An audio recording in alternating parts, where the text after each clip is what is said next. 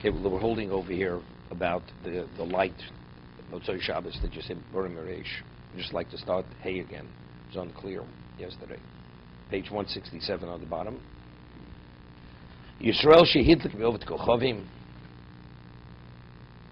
A Jew had lit the candle, Motzei Shabbos, from a light that a non-Jew had originally kindled. A mevorchen all of Motzei Yom Kippurim. One doesn't say Bar Miresh on that light. Apish Motzei Shabbos mevorchen all of. Okay, although Motzei Shabbos, it qualifies. We're talking about if it's a light that was made by a non-Jew. What's the concern? It may be associated with idolatry, right? It's idolatry. The answer is because when I light my light, it's a new fire. If the fuel, let's say you go to a church, and the light was designated to give honor to the church, so then what happens? So if I benefit from that light, from that fire, I'm benefiting something which is dedicated to idolatry. You're not permitted to benefit from that. What about I take my candle and take the fire off that candle? So what's burning now, the light that's burning now, what's fueling that fire? The Jews' fuel. It's not the non-Jews' fuel. So it's not a problem. So therefore, ordinary Motzei Shabbos, where even if the light is created Motzei Shabbos, after Shabbos, it's not a problem. But whatever Yom Kippur, where the light has to be from before Shabbos, from before Yom Kippur. So if the non-Jew lit the light, not because it's idolatrous, he lit the light, he created the fire on Yom Kippur. Even though he's permitted, it doesn't make a difference. But factually, it's not in there Sheshavas. There, as a result of that, that's the fire you should not use Motzei Yom Kippur. Yeah, we're talking about here and then it's not a problem.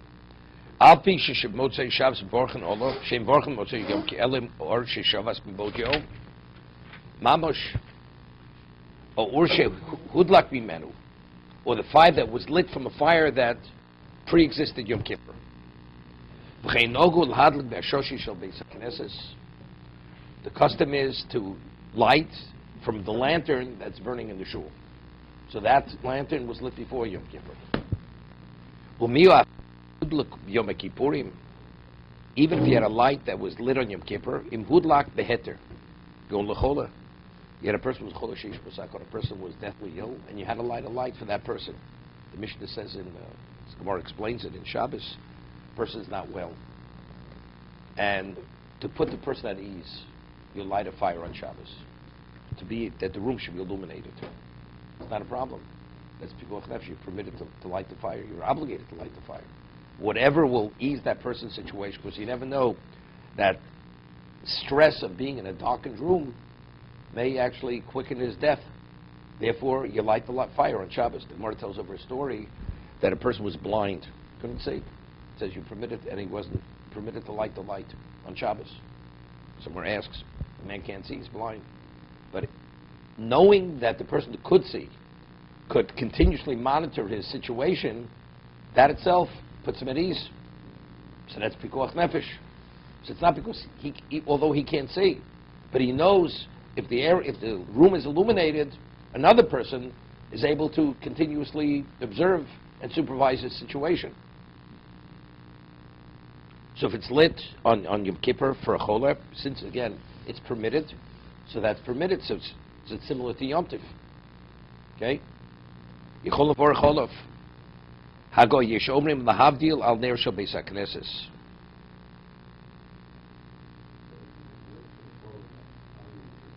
But that's called Shabbat. It's no different. Again, what do you need ner Shavas? To differentiate between Yom Kippur, Ochel Nefesh is not permitted. That's the reason. But since this is permitted, therefore that supersedes the problem. Therefore you can use that light on Motzei Yom Kippur. So, for instance, in the Prophet for electricity, why do you think those candles need to last for 25 hours? So you could understand when you got the meal time, candles made it quicker than they come out. So the shamas, the bride, will leave your candles so you get it out. Right in the shul. It's not, we had it earlier, it's not simple. It's not simple to light. Mishna Berura spoke of it. That's a prayer they don't know by heart. So that's we said they had lanterns. It wasn't just candles. That Ashoshis is a lantern. It's like a torch. I mean, So the shaman was allowed to relight those. no, it didn't relight. It burnt throughout the whole Yom Kippur. What I'm saying, they say the lantern, it ended, the oil, the wax. We had earlier, he said, it has to be a shvus to shvus, he said. Where is it?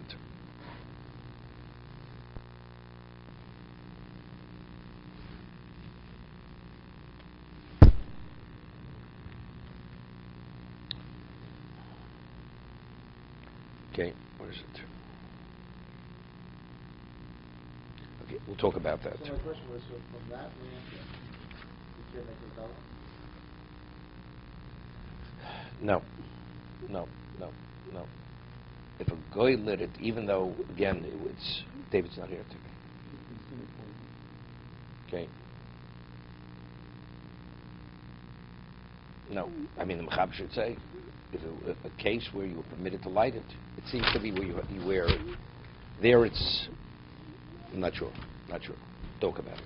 Talk about that case. Let's see the Mishna Berura before we do the Ramo. Shem vorchem motzei Yom Kippurim. Umadon amikilum bezeh b'motzei Shabbos b'nei b'shuhu b'vorech al toses shel heves shel heter sheni tosef b'nei Rishol Yisrael. Why motzei Shabbos? You could light from that Gentiles candle, because the fire that burns on your candle is the additional flame, right, which is as a result of your fuel. It's not attributed to the fuel of the idolatry. La makor or shishav min Yerushalayim tosa shel hevezu lohoya me'olam Yom Kippurim kim do l'rachshav. So Yom Kippur, this fire is a new fire. Doma the or sheyotzi min ha'etzim va'avonim da'osmot so Yom Kippur l'vorech olov doesn't qualify, because the fire that comes out of the, although you lit it from a candle which pre-existed, but this fire is emanating from where? It's like you made a new fire. Vaymogen Avrom fize gam v'ura yotze min ha'etzim va'avonim she'en levorach afilo al ner echod shu hudlak mimenu.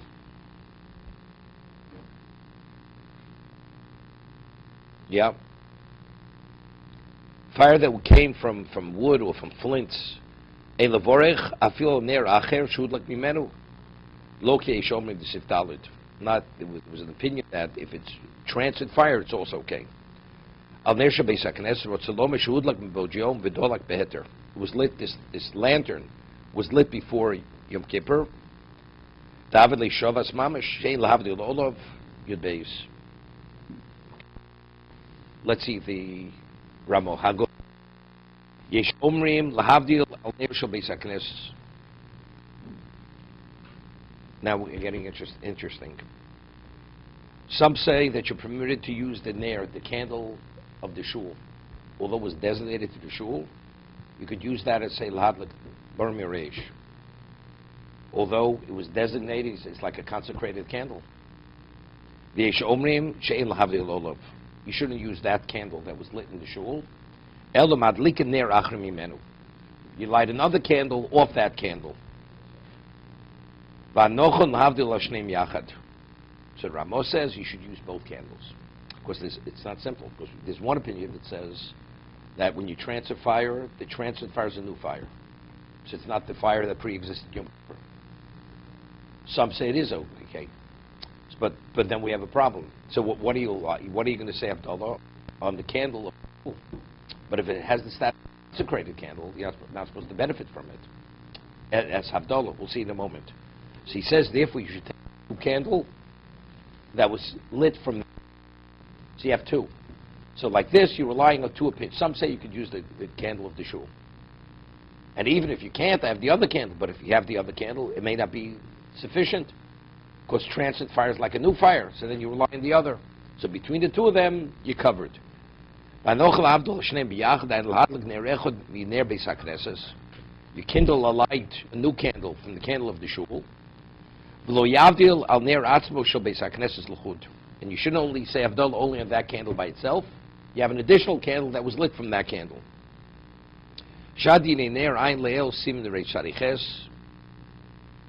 V'ochlim smech b'motzei Yom Kippurim. One eats and rejoices Motzei Yom Kippur. The meal we eat after Yom Kippur also should be a special meal. The Have Ktsas Yom Tiv. What happened after the Kohen Gadol? When he would come out of the Holy of Holies alive, he would make a celebration for all the people close to him, that he's alive, that they were atoned. So Motzei Yom Kippur, that we feel that we were forgiven, so it's a time to celebrate, right? Person was on death row, and all of a sudden there was a pardon from the governor or from the president. What does the person do? He goes, celebrates. He has a new, as they say, a new lease on life. So what should a person do Motzei Yom Kippur? Ochlem smechem. Davik Tzas Yom Tov. Good.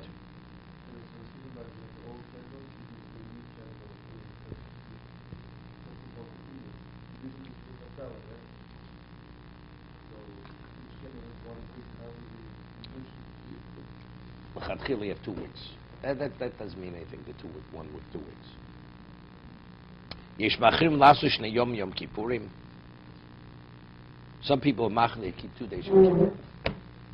It's an old question. It's Svekei Yoma, right? V'yesh lezeh haTorah ve'en linog b'chumra zu b'shum di'yishloch Chovot HaLevavot. Person should not fast 2 days Yom Kippur. Now, Svekei Yom, outside of Israel, we keep 2 days Yom Tov, so maybe they keep 2 days Yom Kippur. So since the base is only minhag avseinu b'yodeinu, because that was what they did in the old days, so we maintain that custom. But today that we know actually when Yom Kippur is, and here it's a question of putting your life in danger, fasting 2 days, one does not. Although it was known when the Jews were in Shanghai, with the international dateline, it was unclear which day Yom Kippur was. There was a Judeo-Arabic. It wasn't so simple. Concept of eating on the night. What? Yeah. Concept of eating on the night. Does that help that situation? Can I ask you a question? On the 10th, if eating on the 9th is like fasting on 10th, does that mean you can eat on the 10th? No, I'm eating on I'm saying that the question is supposed to be on. No, but you're not sure which day is Yom Kippur. It may be the 10th. Right? So when you break your fast, you may be eating on Yom Kippur. Right? Where, in Shanghai? There was a difference of opinion. It was a question only how to calculate what is their status. It was a famous Chazon Ish. Chazon Ish said they only had to keep 1 day. That day was whatever day it was. People, because they didn't know which at the time. So the rice, first day they kept a full day Yom Kippur, because that probably was the opinion. Second day, they They would eat volume, and that's how they maintained themselves throughout the day. Of course, not to fast 2 days, then it's pikuach nefesh. You can't do that. So by maintaining yourself the lesser than the full volume, they were able to make it through the second day. For sure not. Melacha is easy. That's no different than Svekei Yoma. Rama speaking specifically fasting 2 days. But once you don't fast, you can do melacha too. It's not a problem. That means we're not following minhag avseinu b'yodeinu.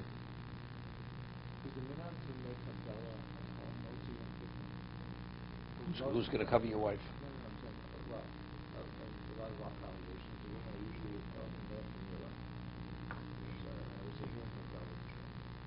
What about if a woman has children? Depends. Of course you can be yotze with children. Always, you can always be. Person single. Could you be yotze with Havdalah and shul? Why not? It's not? If you have in mind to be yotze, yotze. You don't have in mind to yotze, you say Havdalah when you get home. Okay? Misha misana tanas chalom lemochras Yom Kippurim ein tzorich lesanos al kol yomav. We'll leave this for tomorrow. See the Chovos HaLevavos.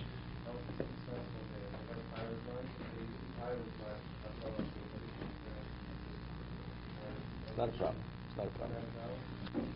How did they go? How did they use the light? They lit from the pilot light. But that's also a cooler. It's a cooler. Because it should be the actual light that was burning the whole time. But Chatchila, you should go near the pilot light, which is, it's not possible.